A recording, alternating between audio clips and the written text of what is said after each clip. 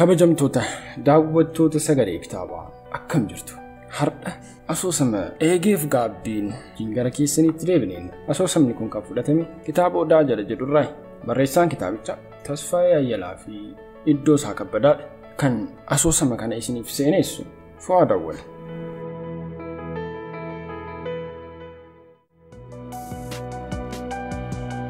Maali halkan kun akkam dheerate maaf naa bari'uu didee laata jedhee sagalee ofiisaatiif dhaga'amu qofaan deddeebisee of gaafate garuu salphumatti deebi'ee argachuu hin dandeenye. Edaa dhugaadha halkan dhiphuu barii fagaataa jechi jedhan sun deddeebisee ofiif usuusee yaada bitaa galeeni yaadaan marmaaree of dhabee raatee akka nama laga guute keessa lixee ba'uuf tattaafatu oliif gadi uttiffate garuu ta'uu fidide galaanni yaada isaa liqimsee kan salphaatti harka kennatu miti jabaadha keessaa ba'uuf kan humna leencaa gaafatu innoo humnoonni isaa ilma meedhumeedha akkamiin yaa jabaatu halkan guutuu osoo yaadaan marmaaruu 10 osoo sa'aatii isaa laaluu bule ammas garuun boqonne simbirri barii wacasheen bari'eera ka'a jettee lallabdus isaaf hin bariine takkaas garagalaa takkammoo achi garagalaa sireen irra ciise waan akka dhakaarraa hojjetame itti toluu dide tafkiin hin jirre ilkaan qaree isa nyaachaa bule halkan tokko miti kuma bule akkasitti fakkaate barii turraa fagaate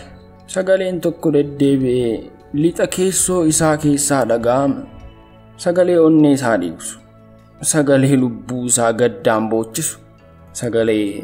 garaa isaa akka asiidiitti gubee ciinceessu sagalee bilbila dhukkubbii dhangaggaa ilma koon jedhin ilmoo maaliitti qabda dhugaa yoo baruu barbaadde sittan hima ilmoon kun gonkumaa keetii miti maal fidda sagalee jedhutu osoo walirraan citiin halkan guutuu isa dhiphisaa bule haadha manaasaatu akkasittiin jedhe haadha manaasaa jaallatu akka ta'u wallaale akka maraatu isa godhe of wallaalee maal jette arrabni isaa walitti jallaa hidhame teessumarraa utaalee ka'e gara isheetti fiige hidheessite ari'ee qabiin harka isaa lamaaniin morma micciireen fuulli isaa hariidhaan somba aduu keessa oole fakkaatee argaaf nama sodaachisa sodaadhaan hollachuu jalqabe isheen miidhamnetti jabaatus iyyuu hin dandeenye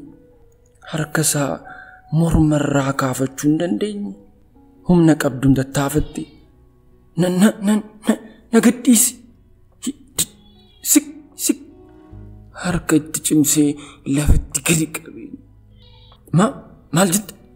maal mucaan kun kan kee miti kan eenyu ture naaf deebisi nan bade si ajjeeseetiin du'a malee sin dhiisu nan bade urgee bada abbaa koo jecha sagalee bubbee aariitiin hollatuun itti iyyee daa'imni nagaadhaan taphachaa ture jeequmsa tasa uumamee rifatee ijaan mana booressi manni battalumatti wacaan guutame ollaanii bitaaf mirgaan birmatee yeroo qaqqabu wanti hunduu akka malee ta'ee jira caaltuun lafatti kuftee gangalatti manni akka wayii addaan faffaca'ee jira daa'imni boo'ichaan sagalee isaa qoonqoo keessatti badeetti jira orgeessaanii gadi lafitti jilbeeffatee qaama caaltuu asiif achi raasa sobdu jiraattiin awwaalti si ajjeeseen du'a sin ajjeesa nan bade duutiyyuu si tanqata gantuudhaati gantuu kokkolfaana ajjeefte jecha sagalee boo'ichaan iyye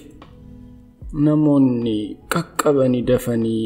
irraa qabanii kaasan qabamu nagadhiisaa ajjeesu malee hin dhiisu jecha sagalee boo'ichaan iyyee manaaf ollaa jeeqe humnaan qabanii gara alaa baasan ollaan isaa tokkos maal jetta erga ajjeeftii booda lama ajjeefta jedhee loleen sagalee ariitiin nyaaratti guure. Osoo yeroon balleessiin ishee gara mana yaalaa daa'imasii gara ollaatti fuudhanii sokkan. Isa garuu namni abbaa kanaa jedheen turre. Innis gara manaatti hin deebine. Mana dhugaatiitti gore. Dhugee machaa'e of dhabe. Of wallaalee gubaa garaasaa qabbaneessuuf titirrate. Garuu ba'uufii dide. Itti daddabalatee hanga of gatutti dhugee lafatti kufe. Haala kamiin mana hiriyyaasaa akka ga'e hin beeku. Eenyu akka isa asiin ga'e erga halkan walakkaa dammaqee waan ta'e hunda baree hirribni ijarraa godaaniin halkan barii dideen